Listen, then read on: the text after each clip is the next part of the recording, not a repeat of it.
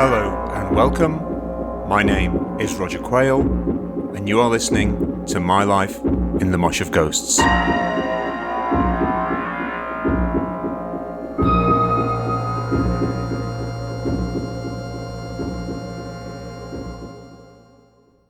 Hello there, and welcome back to My Life in the Mosh of Ghosts with me, your host, Roger Quayle, and thank you for joining me. We're on to gig 47, and this is my third gig in 6 days in this week in May 1981. So we've been down in London to see Air, and then we've been to the Limit Club on West Street to see the Cramps, and now it's Friday night and we're off to Cabaret Futura. Spoiler alert, I wasn't crazy about this. So here we go. It's Cabaret Voltaire, Eddie and Sunshine and Richard Strange with Cabaret Futura at Sheffield Polytechnic on Friday, the 22nd of May, 1981. After band practice, we adjourn for a few pints in the Beehive. Charlie is on flying form. We're gonna be called The Box, he declares, his moustache flecked with creamy Guinness spume. and people can read into it whatever they like. Gearbox, penalty box, black box, money box, shagging, fighting, anything. But after all that, you always simply end up thinking of an empty, boring cardboard box. Well, thank God for that. We were nearly going to be called No Jazz. We're all here, Charlie, Paul and me, survivors of the recent DVA purge, and new bass guitar recruit Terry, who is on the same Sheffield City Council gardening detail as Charlie. We don't have a singer yet, but at least now we have a name. It's still early days, but things are starting to shape up. Our new songs, all instrumentals at the moment, are short, sharp bursts of jazzy, punky energy, inspired by Captain Beefheart, Ornette Coleman and The Pop Group. Frenetic drumming and busy bass, with shards of guitar slicing and splicing through Charlie's arsenal of wailing saxophones.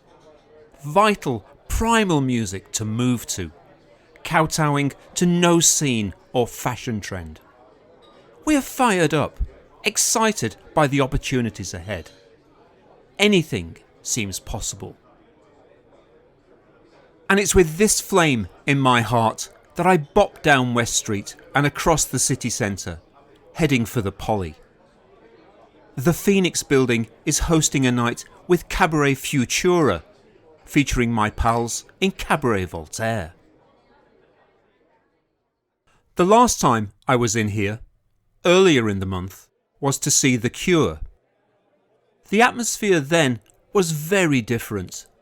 The venue chock full of angsty students, in thrall to Robert Smith's bleak monochrome visions.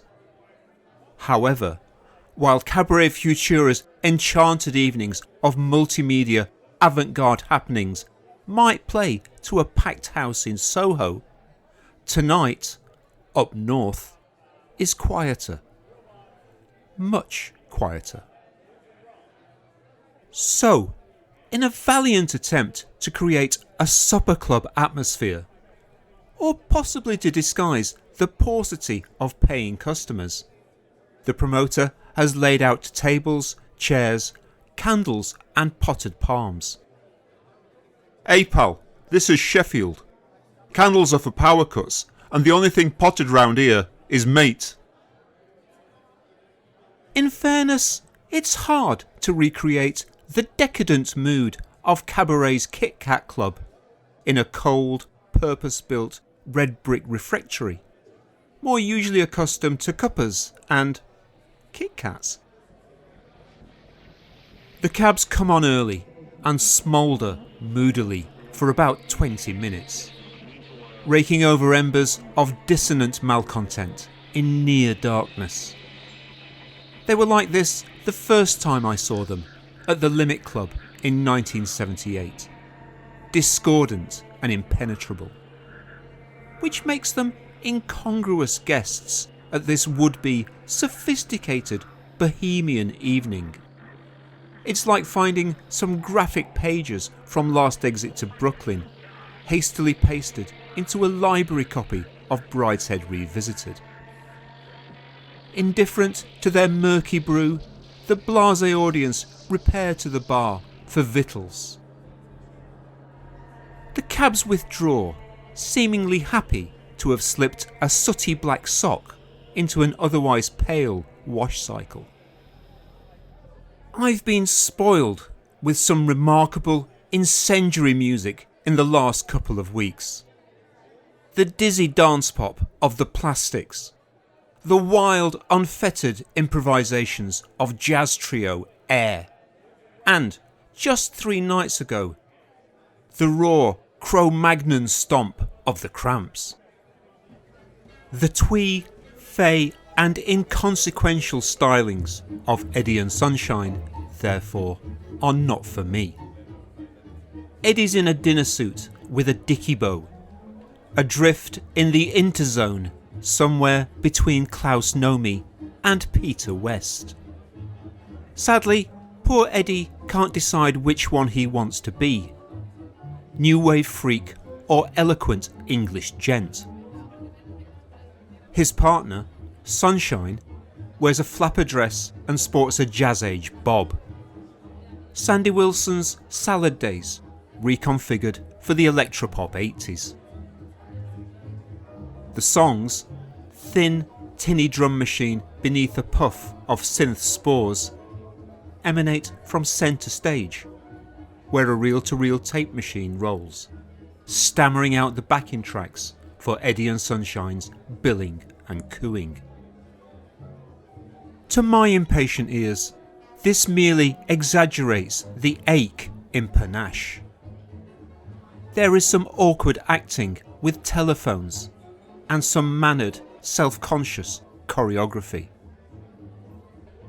Maybe Eddie and Sunshine think they are matinee idols, but for me they are Edward and Mrs. Simpson in very much reduced circumstances, eking out the long days of exile, dressing up and playing charades in the Windsor branch of Oxfam. Following some sixth form tomfoolery masquerading as performance art, involving a game of cricket with an invisible ball, the stage is set for the evening's nominal headliner, Cabaret Futura founder Richard Strange. I was unimpressed when I saw him play to a handful of Blitz Club devotees at the George IV this time last year, and sadly nothing has happened in the interim to change my mind. True, his independently released single, International Language, has done well enough for him to get signed to Virgin Records. This has enabled him to take Cabaret Futura on a UK tour in support of his new album, The Phenomenal Rise of Richard Strange. But pop music is a cruel race, and Richard has already been overtaken by his namesake Steve and his band Visage.